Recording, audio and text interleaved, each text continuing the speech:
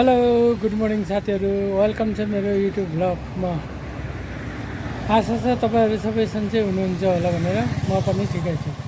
साथीहरू, आज हामी चाहिँ नि गाउँमा हाम्रै तग्रो घोथाने परिवारका सदस्य श्री प्रेमकाजी गुरुङ हङकङबाट लामो बसाएपछि छुट्टी आउनुभएको छ र उहाँलाई आज हामी सिङ्गो तग्रो परिवारले स्वागत तथा सम्मान कार्यक्रम राखेको हुँदा अब हामी गाउँतिर जाँदैछौँ। कृपया साथीहरू मेरो भिडियोलाई फरवर्ड नगरिकन सुरुदेखि अन्तिमसम्म हेरिदिनु होला र सब्सक्राइब नगरेका साथीहरूले कृपया सब्सक्राइब गरिदिनु होला र भिडियो हेरी लाइक कमेन्ट गरिदिनु होला। हस् त, अब गाउँतिर भेटौँ। साथीहरू, अहिले गाउँको माथि खरबारीमा अवलोकन गर्न आएको। पहिला हामीहरू यहाँ खरबारीमा चाहिँ घाँस काट्ने गर्थ्यौँ। आजभोलि गाउँमा गाई भैँसी कसले पनि पाल्दैन, त्यही भएर यहाँ पुरै जङ्गल भएको रहेछ।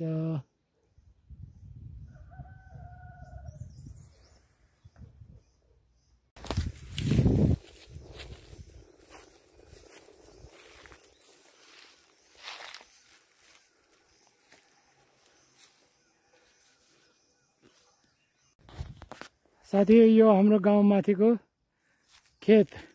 पहिला यहाँ धान रोप्ने गर्थ्यो, अहिले पुरा जङ्गल भएको छ।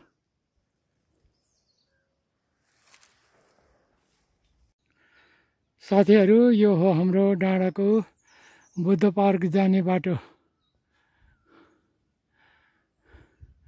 एकदम राम्रो बनाएको छ, अलि उकालो छ। देउरालीको चौतारीमा सोल्टिनीले आँखा छोपेको आउँछ अझै झझल्को, आउँछ अझै झझल्को।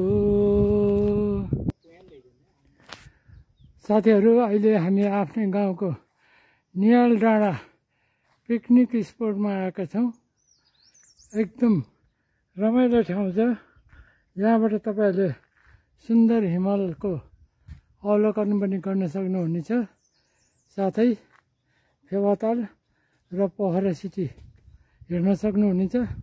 आज चाहिँ नि मौसम अलि तुयालो भएको कारणले क्लियर देखेको छैन, हिमाल पनि देखेको छैन। तपाईँहरू पनि यहाँ आएर पिकनिक मनाएर मनोरञ्जन गर्न सक्नुहुनेछ। कालाबाङ नियाल डाँडा, यहाँ पिकनिकको लागि चाहिँ तपाईँहरूले पहिले चाहिँ बुक गर्नु पर्ने हुनेछ। आउनु होला, सबै पिकनिक मनाएर रमाइलो गर्नु होला। साथीहरू, अहिले हामी गाउँको बुद्ध पार्कमा आइपुगेका छौँ। एकदम रमाइलो ठाउँ छ। यहाँबाट पनि तपाईँहरूले सुन्दर हिमालयको अवलोकन साथै फेवाताल अनि पोखरा देख्न सक्नुहुनेछ र बिहानै आएर यहाँ सनराइजको दृश्य पनि देख्न हुनेछ। एकदम राम्रो ठाउँ छ, तपाईँहरू पनि घुम्न आउनुहोला।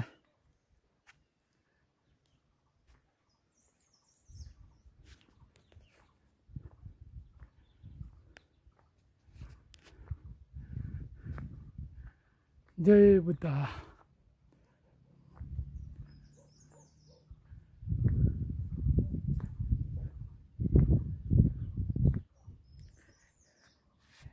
अब यो तल पनि सानो सानो मूर्तिहरू राख्ने काम बाँकी नै छ।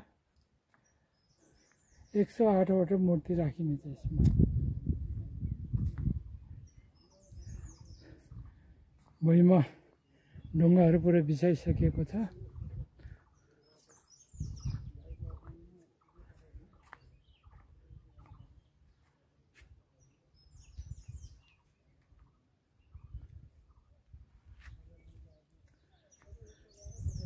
यता हाम्रो डाँडाको भैँर बाजे भैँर थान छ।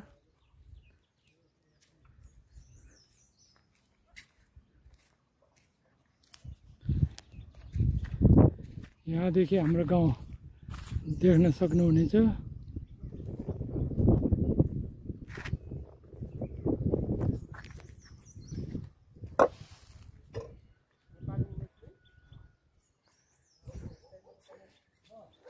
रङ गर्न बाँकी नै रहेछ यहाँ।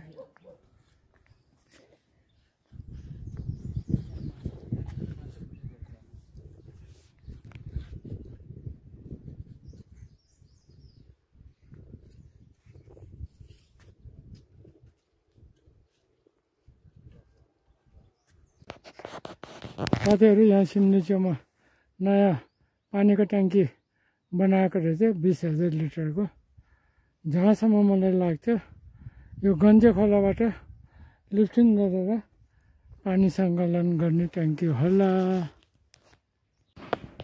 साथीहरू अहिले हामी आफ्नै गाउँको डाँडातिर घुमेर अहिले हाम्रो तगुरा परिवारको समाज घरमा आइपुगेका छौँ। आमा पार्टीहरू कोही आइसक्नु भएछ, बाबा पार्टीहरू नि आइसक्नु भएछ, कोही आउन बाँकी छ।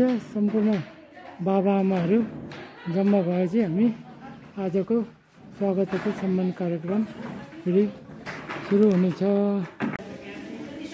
साथीहरू आजको स्वागत तथा सम्मान कार्यक्रममा आमा पार्टीहरूले खाजाको लागि तातो तातो सेलरोटी र आलुदम बनाउँदै हुनुहुन्छ। छोरी छोरा छोरी हो, छोरी है, तिहारमा मात्र छोरा हुन्छ है, भैलोमा है।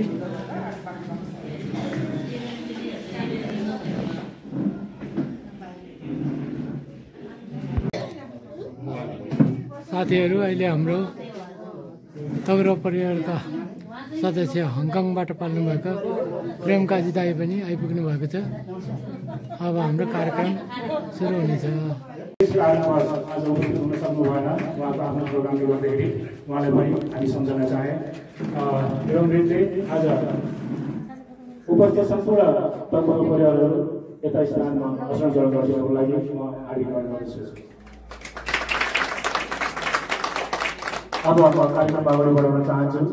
आजको यस कार्यक्रमलाई स्वागत मन्तव्य राखिदिनुको लागि म हाम्रो तगुरा परिवारका उपाध्यक्ष सुजाता लोकप्रसाद गुरुङज्यूलाई म हार्दिक स्वागत गर्दछु।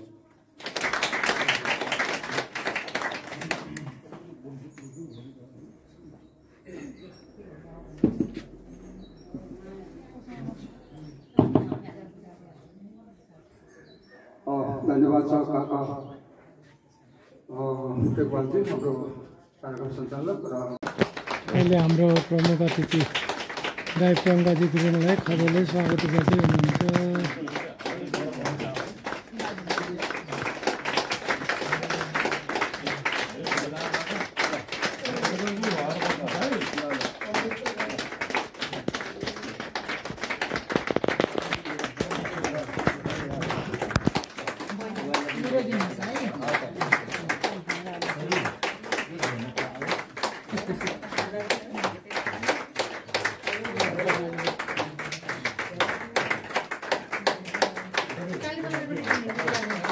यहाँ पछाडि दाइको दुईटा छोरीहरू हुनुहुन्छ।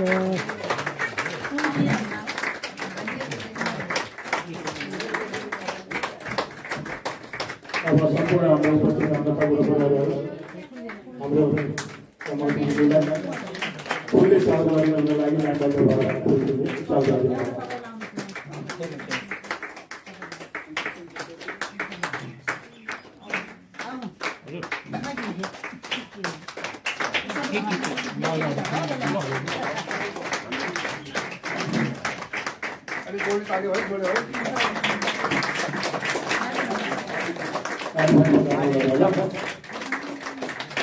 सबै परिवारले फुलको गुच्छा दिएर स्वागत गर्दै हुनुहुन्छ, सम्मान गर्दै हुनुहुन्छ।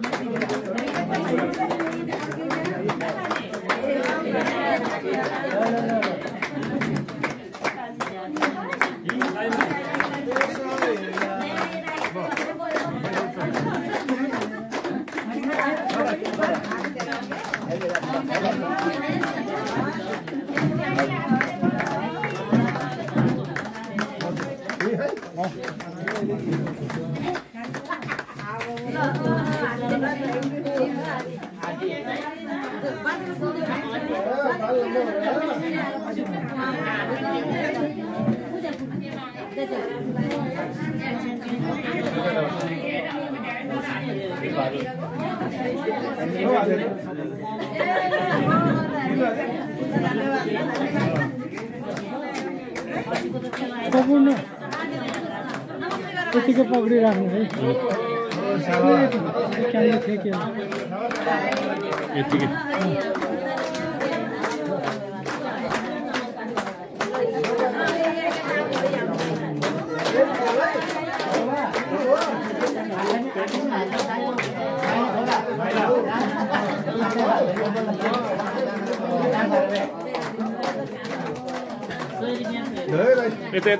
यता आउनु दाइले काट्दा फेरि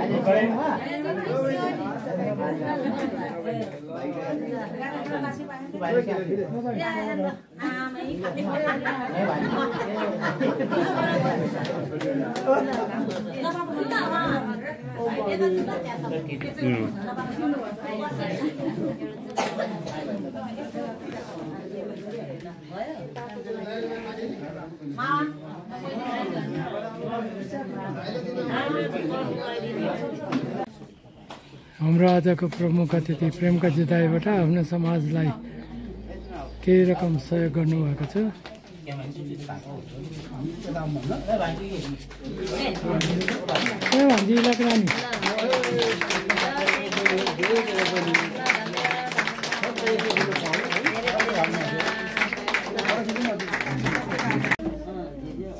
साथीहरू, आजको हाम्रो प्रमुख अतिथिलाई स्वागत र सम्मान गर्ने कार्यक्रम समाप्त भयो। अब हामी खाजा खानातिर लाग्दैछौँ।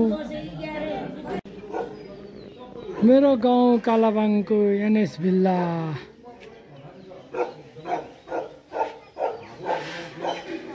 मेरो गाउँ कालाबाङ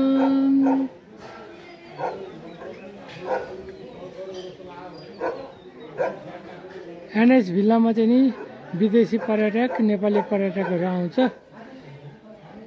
एउटा 5 स्टार होटल जस्तै हो। अब हामी खाजा खान लागिरहेका छौँ। सेलरोटी, आलुदम,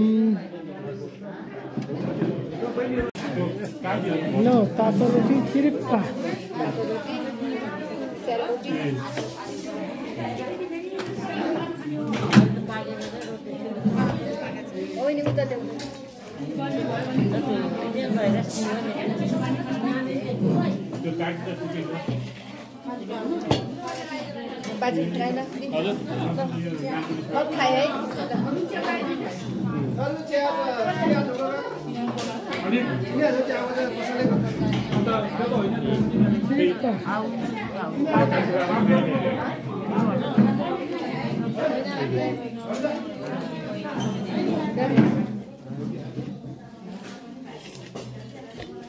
दामी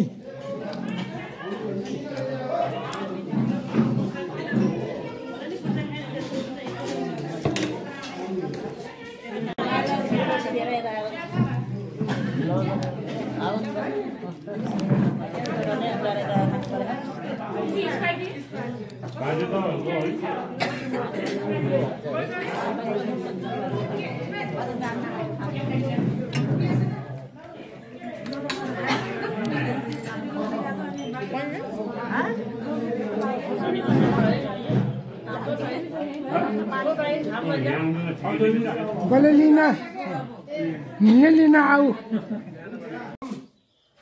ल साथी हो, आजको हाम्रो स्वागत तथा सम्मान कार्यक्रम यही समाप्त भयो।